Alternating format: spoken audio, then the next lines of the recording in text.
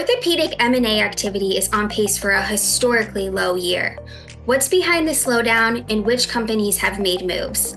I'm Carolyn LaWell. Joining me is my colleague Mike Evers, and in this video we're going to discuss orthopedic company M&A activity to date and predictions for the remainder of 2024.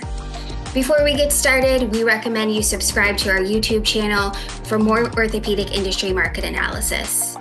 Mike, M&A activity has been extremely quiet this year. What have we seen, and can you put that in context compared to previous years? Yeah, sure. Thanks, Carolyn. Just 3 transactions so far this year.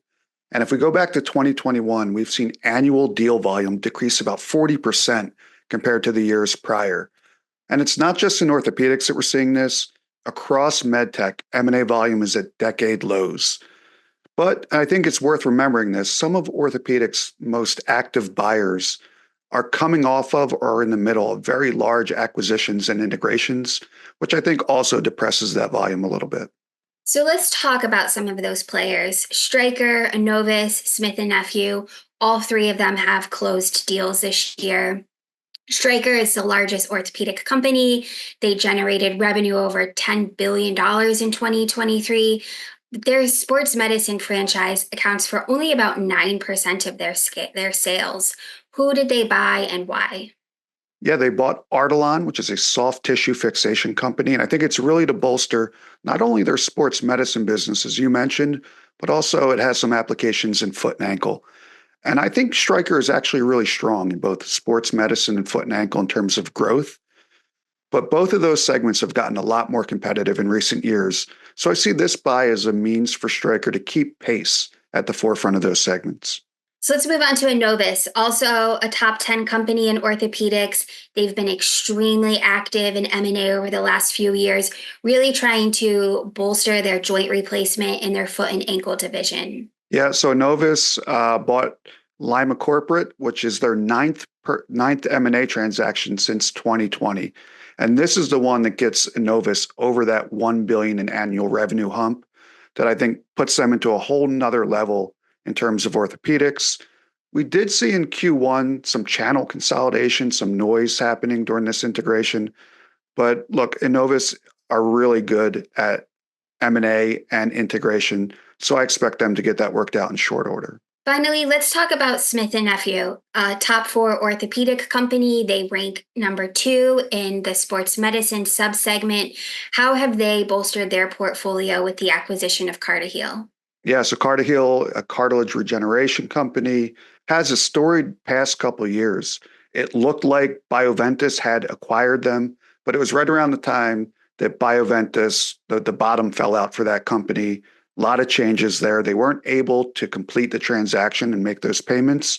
So CartiHeal goes back onto the open market.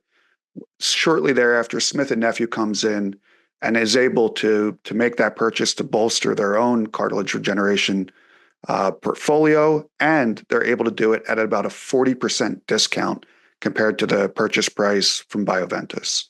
And let's move on to predictions, the remainder of the year. What have you heard from executives about the M&A landscape? And, as we jump into the 2Q end of first half earnings reports, what are you expecting to hear from executives? Yeah, so the leaders at the largest and most acquisitive companies in orthopedics say they're out there looking, they're doing the work, that they want to make deals. However, I expect volume to remain really low this year and into next year as well, because right now, to be a viable acquisition target, you need one of 2 qualities. You either need to be immediately accretive to revenue and margins, or you need to have highly, highly differentiated technology.